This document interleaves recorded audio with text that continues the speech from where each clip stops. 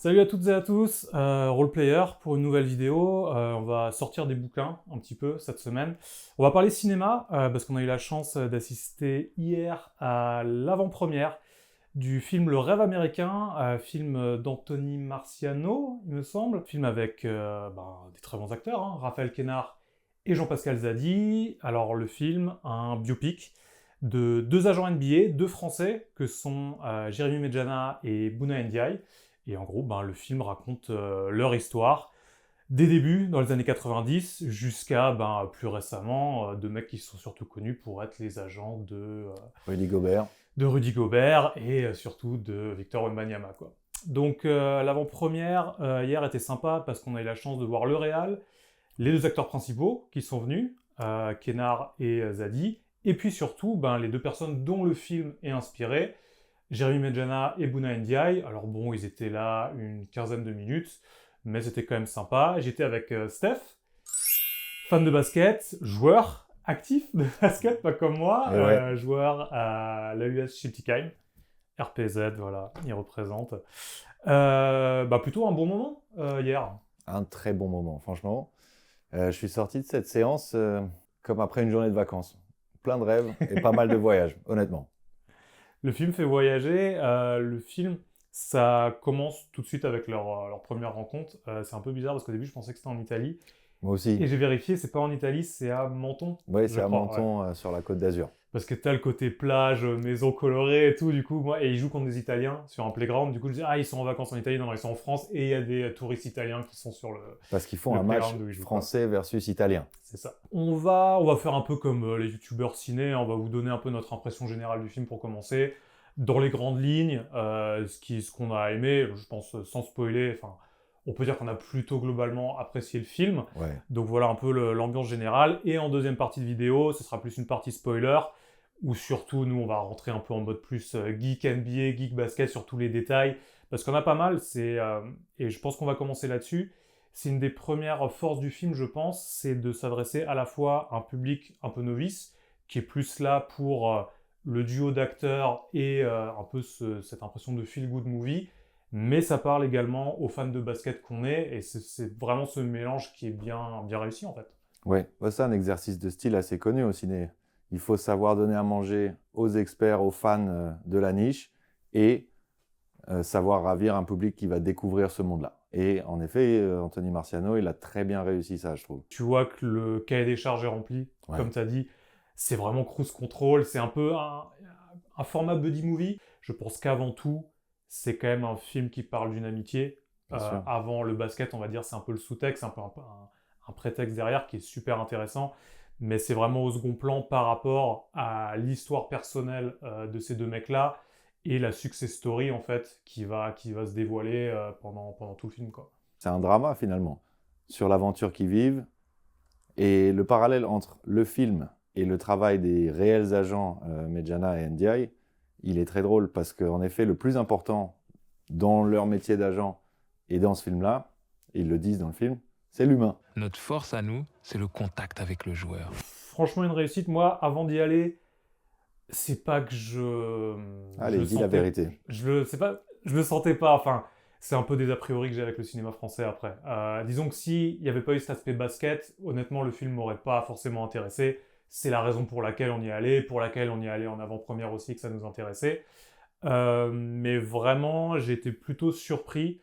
Je pense que peut-être ça rame un tout petit peu pour moi, un perso, dans les 20 premières minutes, mais après, à partir de là, moi, j'étais complètement emporté, j'étais complètement dedans. Je trouve que le film est bien rythmé. Oui, Le film est très bien rythmé, et puis une des forces, c'est aussi la performance des deux acteurs, clairement. bien sûr. Ouais, ce film, il a une force majeure, vu de l'extérieur, c'est d'avoir les deux comédiens hommes assez jeunes les plus en vue, à part, on disait, il manquerait juste Pierre Pierre Ninet. Ninet, ouais, Et ou il François serait... Civil, voilà. Mais d'avoir Jean-Pascal Zadi et Raphaël Quennard, déjà, ça te fait des entrées. Ouais. Dans toute la France, dans toute la Suisse, au Luxembourg, en Belgique, t'inquiète. Donc déjà, le casting est réussi.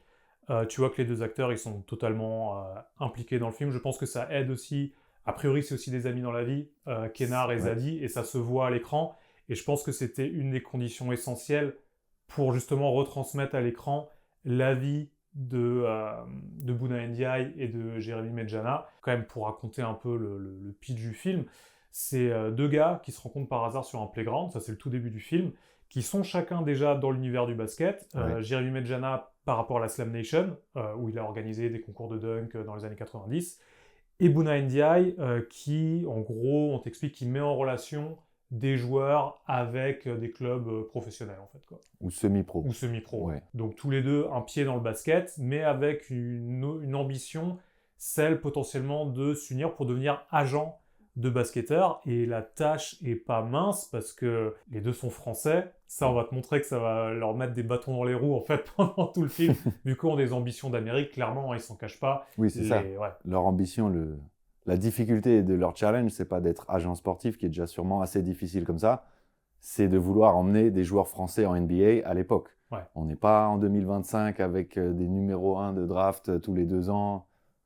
On est en 97, 18 au début Ouais, du film. milieu des années 90, je pense, au début. Et justement, ouais, ce défi de réussir aux États-Unis avec justement toutes les problématiques que va pouvoir y avoir, notamment au niveau de la langue. Ça, je pense qu'ils mettent assez le focus dessus pendant tout le film. D'ailleurs, c'est à l'origine de pas mal de petites blagues aussi et de moments assez marrants dans le film. Et justement, tu vas voir leur parcours du début à la fin et vraiment cette success story. Donc, avant de rentrer plus dans les détails, je pense que toi comme moi, on a apprécié le film et qu'on le recommanderait aux gens qui regarderaient la vidéo et qui peut-être se tâtent à y aller ou pas. Je pense qu'on peut dire allez-y, quoi. Totalement. Et puis si vous regardez cette vidéo, normalement c'est que le basket vous intéresse déjà. Normalement, Donc, il y a de fortes chances que ce film vous intéressera grandement. Moi, j'aimerais juste rajouter un petit truc. Le rêve de ces agents, c'est le rêve de toute personne qui fait du basket amateur en France ou ailleurs. Si par malheur, t'es pas devenu professionnel, ce qui est mon cas, toi non plus, t'es pas devenu professionnel, non. leur rêve, c'est quand même de faire de leur passion du basket leur métier. Et ça, c'est un thème très universel qui peut parler à beaucoup de gens. Ouais, justement, en plus, Medjana, il le dit, Harry jouait en N4, tu disais, ce qui t'a fait bugger un petit peu. Ouais, hein. 2 fois pendant le film, j'ai osé parler pendant le film à mon voisin. Je dis, mais National 4 ? Alors, si ça se trouve, ça a existé et je suis juste trop jeune. Mais Ouais. N4 et Bouna Ndiaye qui a joué en N2. N2, hein, je Ouais. crois. Donc, des bons joueurs, mais pas assez pour avoir une carrière professionnelle qui s'étendrait un peu plus que ça, et du coup, qui vont virer sur ce métier d'agent pour leur permettre de vivre leur rêve. D'où le titre du film, le rêve américain. Voilà, on retombe sur nos pattes, c'est génial. C'est Incroyable. Je pense qu'on va commencer par le truc qui nous a fait tiquer en premier, la draft 2005 qu'on te montre dans le film, qui est un peu une reconstitution. En plus, tu les vois rentrer au Madison Square Garden, Ouais. tu vois David Stern. Bon, c'est assez bien foutu en plus, parce que tu vois, il y a une sorte de... Ils sont filmés par derrière, tu vois Stern de loin, mais juste sa silhouette. Tu vois les tables où tu as les rookies à droite, tu vois les journalistes au milieu, et tu vois la tribune où justement, c'est un peu plus les mecs qui sont allés amenés à peut-être plus au deuxième tour, qui ont passé leur table avec la famille et tout, et qui sont au-dessus. Et à ce moment-là, donc Comsport, qui est l'agence de Bouna et Jérémy, représente Mike Gelabal, Yann Maimi, Ouais. et un fameux Willy Rosier. Rosier. On savait pas qui c'était. Hein. Qui est Willy Rosier? On s'est regardé en mode... mais... Parce qu'en fait, tous les noms dans le film, à part celui-là, Sont des vrais noms. à l'exception peut-être, on y viendra plus tard, de l'agent de Tarek Abdul-Wahad, je me demande s'ils n'ont pas changé son nom aussi. Tous les noms sont vrais, on parle de de Rudy Gobert, de Nicolas Batum, de Evan Fournier, on te cite tous ces noms-là, même des plus anciens, Jim Bilba, Moussonko, tout ça. Ouais. Et au milieu de tout ça, il y a ce Willy Rosier, qui a priori était un joueur français drafté en 2005 par les Lakers, et je pense que c'est ce qui t'a mis la puce à l'oreille justement à ce moment-là. Ouais, ça faisait 3-4 scènes, parce que le personnage de Willy Rosier devient super important pour ses agents. Et Jérém et moi, on se regarde, mais on ne connaît pas ce nom, c'est Ouais, c'est pas impossible normal. qu'il soit... Et d'un coup, on capte qu'il joue les finales NBA avec les Lakers, avec Kobe, en 2008 ou 2009. Et là on tilt que Willy Rosier, il a un petit accent antillais, qu'il a des dreadlocks, qu'après les Lakers, il va aux Warriors. Et là, on se regarde. Ah, c'est Ronny Turiaf. Ronny Turiaf. Hi, I'm Ronny Turiaf. When I'm in town, I watch LTV with Aaron and James. Il parle français. Bonjour. Comment vas-tu? Ça va et toi? Tu vas bien, merci, et toi? À partir du moment où on capte ça, on se demande mais pourquoi c'est un des seuls protagonistes du film où le nom a été changé. Et pour la situation que moi, j'avoue, je n'étais pas au courant de ça, mais effectivement, c'était les agents de Ronny Turiaf à son arrivée en NBA. Au moment où son contrat aux Lakers va se finir, tout le but, et a priori, et je pense que ça c'est vrai, ça se joue déjà même en juin quand il y a les finales NBA, hein, tu es déjà en train de négocier pour le prochain contrat de ton joueur. Et il y a cette scène entre 2 matchs des finales où Ouais. il lui dit « T'inquiète, je suis en train de parler avec les Warriors, tu auras plus de temps de jeu, etc. Ouais. En attendant, tu es sur le banc parce qu'il y a Kobe sur le terrain, c'est pas grave, tu es en finale, sois heureux. » Ouais, et surtout, à l'époque, t'avais Bynum, t'avais Gasol, t'avais Odom devant lui, et honnêtement, il avait du temps de jeu, hein. Je suis retourné voir les stats, cette saison-là, c'est peut-être la saison où il joue le plus avec les Lakers, il est à 15, il est aussi entre 15 et 20 minutes par match, c'est le 4e dans la rotation des intérieurs à LA, donc dans une équipe qui joue le titre, c'est pas déconnant, quoi, ça va. Non, Mais c'est clair. par contre, lui, ce qu'il cherche aussi, c'est un premier gros contrat, parce que bon, quand je crois qu'il était drafté au 2e tour, donc tu gagnes pas des masses en étant rookie, toute proportion gardée, hein. Mais l'enjeu, c'est justement de signer un 2e contrat et d'être vraiment installé en NBA. Et Mais l'enjeu pour qui? Pour le joueur ou ses agents? Pour les deux. Pour les deux. Et c'est le moment où ils vont plus avoir de nouvelles de Ronny. En fait, Ronny va les ghoster, hein, Ouais. clairement. Et Enfin, va Willy. Ouais, Willy, c'est pas Ronny a priori, mais on aura tous compris. Turiaf va parler, négocier avec d'autres agents son contrat aux Warriors, et ils n'entendront plus jamais parler en fait de Ronny à partir de là. Donc la question se pose, pourquoi avoir changé le nom de Ronny Turiaf dans le film? Est-ce que c'est une volonté des réalisateurs? Est-ce que c'est, du réal, de Bouna et Jérémy? Est-ce que c'est une volonté Qui du sont côté... producteurs du film. Faut le préciser, ouais. Est-ce que c'est plus dans le camp de Ronny Turiaf, où on a dit, par contre, moi j'ai un peu le rôle, entre guillemets, du méchant qui vous a lâché au moment où ça vous arrangeait pas du tout, s'il vous plaît, ne me citez pas dans le film. Ça, peut-être qu'on le saura une fois que le film sera sorti, ou peut-être les gens en parleront, peut-être que les gens le demanderont aussi en interview à Ça serait Bouna et Jérémy. intéressant de le voir prendre position en public si on lui demande. Bon, il y a plusieurs options qu'on a déjà examinées. En vrai, on ne sait pas, déjà. Soit c'était prévu de faire comme ça, parce qu'ils ont brouillé les pistes aussi avec ce fameux Willy Rosier. On ne parle pas de l'université de Gonzaga. Le personnage de Willy, il vient direct du championnat de France en NBA. Donc là, il y a déjà un petit changement. Donc il y a un petit changement. Ils ont essayé de mélanger les cartes un petit peu. Peut-être que sur les années, ils ont décalé d'une année ou deux. Bon, alors soit c'est par courtoisie pour ne pas le faire passer pour le grand méchant, soit c'est un peu de la protection juridique pour éviter un risque de procès à l'américaine un petit peu. Je sais vraiment pas. Ouais. En tout cas, bon, c'est pas pour lancer la pierre à Ronny ou quoi que ce soit, hein. Je veux dire, c'est sa carrière, il fait ce qu'il veut, il a voulu changer d'agent à ce moment-là, ça le regarde, hein. Et puis il a signé son contrat aux Warriors. Donc de Déjà, son ouais. côté, tu peux dire qu'il a eu raison, quoi. Je veux dire, même s'il l'aurait sûrement eu avec Bouna et Jérémy aussi, je pense, vu Ouais. après ce qui se passe dans leur carrière, tu peux penser que c'est quand même des bons négociateurs. À ce moment-là, les deux agents n'étaient pas encore en position de force auprès des différents GMs de la ligue. Donc, c'est ni Jérém ni moi qui allons jeter la pierre à Ronny Turiaf depuis notre vidéo ici. En attendant, on ne saura jamais. Mais tu peux comprendre que ce détail, cette péripétie, elle soit inclue dans le film, parce que eux, dans leur parcours, c'est important, parce que ça les fout un peu dans la merde, parce qu'eux, ils comptent sur ce nouveau contrat de Ronny pour aussi se remettre, parce que à ce moment-là du film, on est en 2008, ils ont beaucoup de dettes. Beaucoup de dettes. Ouais, leur entreprise est en danger. Leur boîte qui est au bout du gouffre, toujours, parce que ça dure pendant longtemps. Ils sont longtemps dans la merde. Hein. Ouais. Et tu le sens dans le film. Tu vois la part de C'est Jérémy long aussi dans le film, Medjana, quoi. tu vois sa Ford Fiesta tout éclatée, tu vois les chambres d'hôtel dans lesquelles ils vivent. C'est pas comme leurs clients. Ouais. C'est deux mecs qui montent une boîte, qui ont des galères, qui ont des dettes.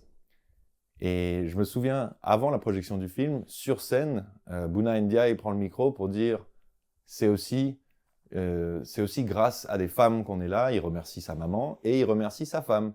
Alors j'avais trouvé ça assez élégant, c'est sympa, parce que tu sais très bien que dans le film, il y aura 99% de personnages masculins. Et en fait, dans leur histoire, et donc dans le film, tu découvres que la femme de Bouna Ndiaye s'est endettée. Elle a été garante de plusieurs prêts, d'autorisations de découvert dans tous les sens. Ils ont emprunté à des proches et ils étaient en redressement judiciaire. Il y a les huissiers qui sont dans leur bureau quand Bouna est déjà aux États-Unis et Jérémy il tient la baraque avec le office en France. Donc c'est aussi le rêve américain, c'est une histoire de business finalement. Et c'est bien beau d'emmener des rookies à la draft, mais c'est pas sur des contrats de rookies que les agents qui sont rémunérés à je sais plus combien, à 4%, ils vont pas réussir à faire grandir leur société avec des bureaux en France, avec des frais aux États-Unis, etc. Ils ont besoin qu'un de leurs joueurs signe un deuxième contrat, au-dessus de 10, au-dessus de 15 millions pour vraiment faire rentrer des sous, rien que pour rembourser les dettes de l'agence. Ouais. Et ça, c'est très bien expliqué dans le film. Ouais. Dès, en fait, tout le passage avec DJ Mbenga, qui est vraiment un des protagonistes du film. Hein, je veux dire, il y a, je pense, bien une demi-heure de film qui est consacrée à leur relation avec Mbenga, Ouais. comment ils vont, dans un premier temps, l'inscrire à la draft. Il me semble que c'était en 2002. Il n'est pas choisi, que ce soit au premier tour ou au deuxième tour. Ouais. Et finalement, c'est 1 ou 2 ans plus tard qu'ils arriveront à le placer chez les Mavericks, à Dallas. En free agent. En free agent. Voilà, Oui. je crois qu'il rejoint Dallas en cours de saison. D'ailleurs, ça donne une scène assez sympa de négociation avec, j'ai même pas trop fait gaffe sur le coup, mais des gens logiquement qui étaient peut-être censés ressembler à Mark Cuban ou Donnie Nelson, tu vois. Ah, ah ça ouais. m'est que venu après, tu vois. Là, j'y ai pas pensé Je sais non pas plus. s'ils se sont dit on prend des acteurs qui leur ressemblent pas. En tout cas, c'était pas marquant quand Non. on l'a vu. Nous, on n'y a pas pensé, quoi. Ouais, ouais. Mais du coup, t'as une scène où on te montre un peu comment ils ont négocié. A priori, hein, je pense que c'est un peu enjolivé, ça reste du cinéma, hein, mais la scène est sympa. À Paris, dans un resto. Ouais. En fait, il y a plein de moments, et pour avoir vu 2-3 interviews de Bouna Ndiaye et Jérémy à propos du film, ils nous expliquent que toutes ces anecdotes un peu folles dans des moments du business, de négociation, de scènes en live aux États-Unis ou à Paris, que ça s'est vraiment passé. Et donc, il y a des moments cocasses complètement incroyables, où il faut attirer l'attention de tel GM, où il faut réussir à s'immiscer sur le parking d'un training ground d'une certaine franchise new-yorkaise. Des folies. Au moment où Mbenga signe avec les Mavs, donc on te donne le montant du contrat, hein, c'est 3,4 millions de dollars sur 1 an ou 2, je sais plus. 2 ans sans garantie, 3,4. Ouais, c'est ça, ouais. Et du coup, après, je trouve que c'est super bien. Ils te, vraiment, littéralement, sur un tableau, ils te mettent le montant de départ, 3,4. Ils te mettent tout ce qui est déjà enlevé au niveau des taxes, des impôts. Donc, tu La peux moitié. compter moitié moins déjà. Et après, leur part. Et en fait, sur les 3 millions 4 de départ, eux, ils arrivent, pour leur agence, pour eux deux, à 18 000 euros, en fait, à peu près. Ouais, sur 2 ans de salaire Ouais. total, où le joueur, où le club débourse 3,4 millions, l'agence, au final, touche que 18 000 euros. Et ça, c'est un moment qui est clairement fait exprès, je pense, de pédagogie envers le grand public quand il y a ces débats parfois mal informés, parfois stériles, sur la rémunération de ces grands sportifs, où les gens trouvent ces sommes abusées. Comprenez bien que mois après mois, un joueur dans son premier contrat NBA, il est clairement pas millionnaire. Loin de là. Demandez à Antoine Walker. And that's me. Employee number 8. Donc le basketteur qu'on voit le plus à l'écran dans ce film, finalement, c'est le personnage de Didi Mbenga. D'accord. Moi, je m'attendais pas Ouais. du tout à ça, mais ça fait partie de l'histoire. C'est le joueur le plus important pour leur développement. On passe, comme tu dis, une demi-heure avec lui. Moi, je m'attendais à voir beaucoup plus Rudy. Bon, Nico Batum est beaucoup mentionné. Ouais. Je m'attendais à plus voir Wemby, Evan Fournier. Mais en fait, c'est l'histoire de la genèse. Didier Mbenga est super important dans l'histoire de Comsport. Ce qui est bien, c'est que c'est un role player. C'est pas une superstar et tout. Et c'est un joueur belge, pas français. Ouais, qui est quand même double champion NBA avec les Lakers. On disait, Mbenga, c'est un mec qui a eu un petit rôle en NBA sur les 7-8 ans qu'il a passé là-bas. Eux, au moment où ils lancent l'agence, ils ont tout de suite une ambition d'aller chercher les gros poissons. Oui. Et en fait, on te fait comprendre que c'est pas forcément la bonne stratégie à avoir. T'as plusieurs personnes dans leur entourage, ou même eux qui vont s'en rendre compte eux-mêmes, en fait, que c'est pas forcément la meilleure façon d'aborder le truc. Et ça donne une conversation avec supposément le père de Tony Parker en Oui. début de film, parce qu'à un moment, ils regardent un peu leurs stats quand ils recherchent des joueurs, et ouais, c'est qui ce petit Tony P, il a l'air bon, hein, on va peut-être aller Non, toquer à la porte. ils disent pas c'est qui. Ils sont en train de chercher des jeunes joueurs dans le championnat de France. Bon, on attaque tout de suite le haut du panier et ils ont une espèce de liste devant les yeux. Le premier nom sur cette liste, c'est Tony Parker. Les personnages du film ne disent jamais une seule fois Tony Parker. Et ça témoigne de la présence qu'il a dans le basket français. Tu n'as pas besoin de dire son nom. Ouais, t'as juste... Il y avait un Ouais. espèce de buzz dans la salle. Oh, Ouais, Tony ouais, Parker. Tony. Ouais, c'était ouf. On le connaît, tu vois, pour ceux qui ne connaissaient pas trop le basket, c'est tout de suite un truc. Lui et Wemby, je pense, c'est les deux noms que tout le monde connaît dans la Voilà. salle. Ouais, normalement, grand tu vois. public, Ouais, ça c'est clair. Et il y a donc la scène d'après. Tu les vois dans un gymnase de banlieue parisienne, dans un club qui a l'air assez gros, donc c'est sûrement le Paris Basket Racing, en tribune, en train de parler à un monsieur noir, américain, qui parle très bien français. Donc là aussi, c'est un clin d'œil à Tony Senior, au papa de Tony Parker, qui est décédé d'ailleurs, rest in peace. Donc l'entretien avec le père de Tony Parker, qui est très important pour eux, parce que il va très vite leur faire comprendre que les mecs, nous les ricains, ils sont déjà sur lui depuis facile 2 ans. C'est pas vous, avec votre carnet d'adresse qui est, enfin, à l'époque, qui représente pas grand-chose, qui allait pouvoir l'attirer, surtout que là, lui, en gros, alors, j'ai plus trop le timing, je pense qu'on est vers 97-98, Oui. grosso modo, donc il a 2-3 ans d'être en NBA, quoi, et il leur fait comprendre qu'ils ont aucune chance, mais par contre, il va leur donner du knowledge, quoi, il va leur donner des conseils qui va les faire grandir après, et notamment, un des principaux, c'est, ouais, votre discours, il est bien, faites-le-moi en anglais. Et là, les mecs, ils sont totalement dans la merde. Ils sont à la Ils n'arrivent ramasse. pas à enchaîner 2 mots. Et là, on te fait comprendre, mec, tu veux bosser aux States, bah, faut t'y mettre, quoi. T'as Il pas faut le choix. absolument parler anglais. Il les met devant leurs incohérences. Tu sais, ça, 2 jeunes agents qui jouent à la confiance, au culot. Et bon, bah, ils s'attaquent au prospect européen numéro 1 en ce moment-là, environ. Hein, je sais pas, il y avait peut-être Pogazol en même temps en Espagne. Ouais, Mais c'est un peu En génération tout cas, français. Gazol, Kirilenko, enfin pour l'Europe, on va dire, quoi. Ouais. C'est- ouais. En tout cas, le jeune français le plus en vue, il leur fait comprendre, moi, mon fils, je vais pas avec des agents qui ont aucun contact en NBA. Aucune chance, les garçons. Et il leur dit, faites-vous déjà un nom en France. Bah, je pense que la volonté de se renseigner sur Parker, elle est réelle, c'est sûr. Effectivement, est-ce que ce dialogue-là, ils l'ont eu avec le père de Parker, où ils ont un peu englobé ça dans un truc, ça on sait pas. Mais c'est fort possible que ce soit arrivé aussi, hein, je veux dire. Mais le film semble montrer que le père de Tony sait qui sont ces 2 gars. Ouais. Parce qu'il dit, oui, toi, je sais ce que tu as fait, c'est super bien. Avec la Slam Nation. Avec la Slam ouais. Nation, toi, avec les tournois de basketball outdoor aussi, c'est génial, continuez. Donc, peut-être qu'il connaissait vraiment Monsieur Parker. Mhm. L'anglais, c'est marrant.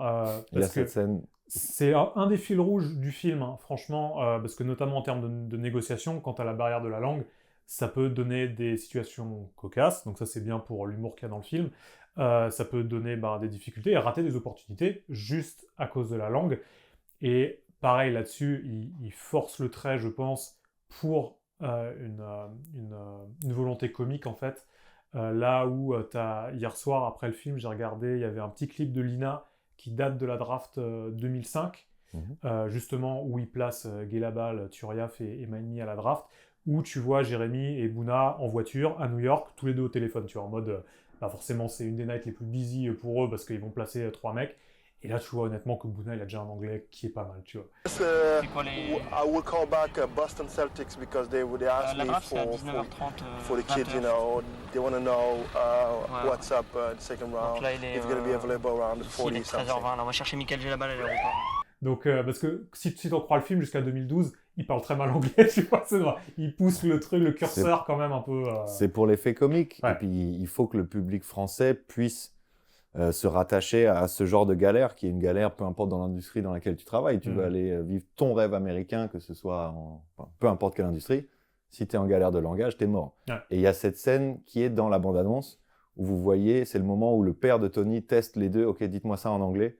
Et c'est ça la scène en anglais assez comique que vous voyez dans la bande-annonce. Is French? Oui, French. La scène que tu as racontée, clairement une des plus drôles aussi du film. Ouais. La deuxième scène, pour moi, qui est, perso, je pense, la meilleure scène du film, c'est le moment où la mère de Bouna Ndiaye rencontre la mère de Didier Énorme. Mbenga. C'est génial. Faut mettre un peu en contexte, vas-y. Donc, eux, ils veulent représenter Didier Mbenga, notamment pour potentiellement l'inscrire à la draft, je crois que ça doit être en 2002 à l'époque. Et la maman de Didier, voilà, elle n'est pas super... Déjà, c'est elle super qui gère motive. ses affaires. Voilà, parce qu'au début, déjà, je vais vous présenter la personne qui gère pour moi, et ça ne s'attendait pas que ce soit sa mère, alors, ce qui peut être courant en vrai hein, quand les joueurs sont jeunes. Et du coup, pour négocier, Bouna va ramener sa mère et les deux mamans vont se parler. Et tu vois Didier Mbenga et Bouna Ndiaye qui restent derrière, mais comme des gosses, tu vois, attendre que les mamans elles négocient, tu vois, c'est génial comme ça. Je pense que c'est une des scènes qui explique le mieux le film dans le sens du côté familial. C'est un truc qui est beaucoup mis en avant. Et je pense que eux le disent, mais c'est vrai, et ça se voit dans le film. Ce côté familial, c'est ce qui va faire leur réussite aussi, notamment pour la confiance que les joueurs vont leur accorder. Ça se voit beaucoup avec Didier Mbenga, notamment la première fois qu'ils vont à New York, où ils viennent pour la draft. Ils réservent une chambre pour le joueur, qui est un hôtel 5 étoiles, et eux, vu qu'ils n'ont pas les moyens, enfin, vraiment, ils dépensent de la thune. Il y a tout La thune qu'ils n'ont pas. Ouais, c'est ça. Il y a 30 minutes de film, il faut que dépenser du pognon qu'ils n'ont pas, en fait. Et tu dis, putain, mais faut qu'ils... S'ils n'y arrivent pas, mais laisse tomber. Quoi. Ouais, ils vont aller en prison, alors. Intersidéral, tu vois. Et Didier qui est là en mode, ça se passe tellement bien, et il y a un tel rapport humain fort entre eux, qu'il y a, non, mais les mecs, si vous dormez dans un bed and breakfast, moi, j'y vais avec vous, en fait, quoi. Et là, tu captes ce qui va faire la fibre, vraiment, de leur engagement et de leur relation avec les joueurs qui vont représenter dans le futur, et ce qui est le témoignage de tous les joueurs, hein, que ce soit Rudy, que ce soit Evan, que ce soit Wemby sûrement aussi, c'est ce truc-là. Et justement, quand tu te renseignes un peu sur le monde des agents NBA, mais on pourrait dire la même pour les agents du foot, enfin les agents dans le sport notamment, cette relation-là est quelque chose d'assez rare quand même. Je veux dire, la plupart du temps, c'est l'aspect business qui prime avant tout. Et même si eux, le but c'est de se faire de la maille, mais tu vois que leur but aussi important, c'est que le joueur s'épanouisse, qu'il soit dans un bon environnement, qu'il se sente bien, qu'il réussisse ses objectifs, qu'il réussisse à avoir une bonne carrière. C'est aussi vital que l'argent pour eux, quoi. C'est clairement la racine du succès de leur boîte, et c'est leur message à travers ce film, c'est qu'on a réussi en gagnant la confiance des gens. Ouais. Faut aussi insister sur ce concept de duo. T'as plein d'agents qui travaillent tout seuls aussi, tu vois, qui sont enfin des David Falk, les agents très connus, les Rich Paul, tout ça. Alors ils ont des équipes avec eux, mais à la base c'est un peu. Rich Paul et David Falk, c'est pas du tout la même histoire. Rich Paul, c'est un ami d'enfance de LeBron, qui a, à mon avis, bon ok, il a profité du soutien notamment financier de son grand ami. Ça peut aider. Mais à mon avis, il avait aussi une énorme barrière de crédibilité. Ah ouais, toi t'es le pote d'enfance, et aujourd'hui son agence c'est la plus puissante, je crois. Il pèse un peu. Il pèse de manière significative. Alors que David Falk, il était dans une des plus grosses agences. Hein. On peut faire référence au film sur le contrat de Michael Jordan. Ouais. Le R, c'était ça. Avec Ben Affleck et Matt Damon. Et du coup, eux, ils sont deux. Et le truc, c'est qu'ils se complètent parfaitement. Et même des moments dans le film où tu peux penser qu'à un moment, leurs chemins vont peut-être se séparer. Notamment, je pense aux 3/4 où Jérémy, quand ils sont vraiment dans la mouise, ils ont des dettes de partout. Il se trouve un deuxième job, genre en mode un peu gestion administrative d'un club de basket à mi-temps pour pouvoir vivre, se payer un appart, avoir une vie quand même un peu décente.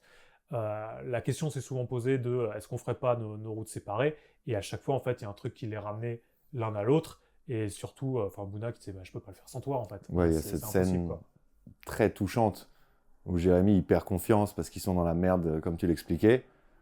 Et Bouna Ndiaye lui dit sans toi, je suis rien. Et ce film, parce qu'on connaît tous un petit peu plus le personnage ou l'agent qui semble être un peu plus en avant, qui est Bouna Ndiaye, et j'ai adoré que le film mette en lumière le travail et les forces et la personne de Jérémy Medjana. Le sens de l'improvisation, on va dire, un peu du personnage, qui du coup va très très bien avec l'acteur qui l'interprète. Je veux dire, d'où le casting parfait, parce que c'est vrai qu'on n'en a pas trop parlé, il faut en parler quand même de l'interprétation de Raphaël Quénard et de Jean-Pascal Zadi. Mais Quénard, il est fort. Il est très fort. Il est vraiment bon. Et c'est marrant parce que l'avant-première, il était là. Il n'a pas parlé beaucoup, hein, mais le peu qu'il s'est adressé au public, tu vois que c'est un personnage entier. Et quand tu le vois en interview à la télé ou sur YouTube, t'as l'impression qu'il est exactement pareil dans la vie, ce mec-là, en fait, quoi. Il est authentique, le gars. Ouais, il paraît un peu fou avec cette tournure de phrase loufoque, mais il est exactement comme ça dans la vraie vie et il est très à l'aise avec un micro, évidemment. Bon, nous, ce qu'on recherche, évidemment, essentiellement deux choses. D'abord, des gens qui partagent notre passion et puis qui sont motivés. Ça veut dire que c'est pas payé? Exactement. C'est bien parce que t'as l'air à l'ouest comme ça, mais tu percutes, ça me plaît. On parlait de la conversation avec le père de Tony Parker, justement pour voilà, plus rentrer dans le milieu, avoir aussi des conseils au-delà d'être sur des joueurs et tout. Il y a un peu plus tard dans le film, un peu le même genre de situation, avec l'agent de Tarek Abdelouad. On rappelle Tarek Abdelouad, le premier Français drafté en NBA, à l'époque c'était en 1997. Donc eux, c'est pas con, ils se disent, voilà, c'est l'agent de Tarek, le premier Français en NBA, on va aller le voir pour prendre des infos, des conseils, peut-être aussi des contacts, tout ça. Et ça se passe pas forcément comme ils avaient prévu. Non, Quoi. ça se passe assez mal. Le gars, enfin, en tout cas, le personnage les prend vraiment de haut. Il y a 2-3 détails importants dans la scène où tu vois ce monsieur Rico pour la première fois, où il apparaît un peu dégueulasse, quoi. Hein. Un peu. Ouais. Irrespectueux, dégueulasse. Il essaye de leur faire à l'envers, même sur l'addition d'un resto. Il les prend pour des merdes. Ouais, il les prend pour des cons, ouais, clairement. Bon, c'est à mettre en comparaison avec d'autres agents où... ça, je dis pas qu'il n'y en a pas comme Bouna et Jérémy, il y en a sûrement, tu vois. Mais c'est rare, je pense. Plus dans rare, un ouais. milieu qui est quand même un peu un milieu de requins, on va pas se Totalement. mentir, quoi. Bah, c'était pas des fils d'eux, c'était pas des Américains, c'était pas des anciens pros, c'était des petits Français, entre guillemets. Et ça peut aussi un peu réhabiliter l'image des agents, en fait, ce film-là, tu vois. Je veux dire, par peut-être les a priori ou les préjugés que certaines personnes peuvent avoir, de voir ce film-là, ah bah non, en fait, on peut être agent et être comme ça, et que c'est même recommandé parce que eux, derrière, financièrement, ça a payé, quoi. Il y a une part de karma, en fait. Dans Énorme. ce film. Ouais. Parce que c'est 20 ans de travail, tu travailles gratuit, tu travailles sans paiement quasiment. Et c'est seulement à partir du deuxième contrat de Nico Batum et surtout le gros contrat, qui n'est pas dans le film, mais le gros contrat de Rudy Gobert au Jazz, c'était 100 millions, un truc comme ça. Le premier, je crois. Je pense que c'est là où ils étaient enfin hors de danger pour de bon. Et un film sur les agents, je viens d'y penser. Le seul autre film français sur les agents sportifs, c'est une comédie qui s'appelle 3-0. Ça te dit quelque chose? Oui, sur les agents de foot. Et là, avec Laurent Dutch là, qui joue au PSG, ça. Avec Laurent Dutch, Stomy Bugsy qui joue Nicolas Anelka. Et là, tu vois des agents complètement véreux, qui sont déjà en place, qui sont pas du tout au niveau des joueurs, qui sont au niveau de la jet set, du management. Ouais. Donc, dans le paysage du cinéma français, c'est une première. Le côté jet set, tu l'as un peu dans ce film aussi. Enfin, vite fait.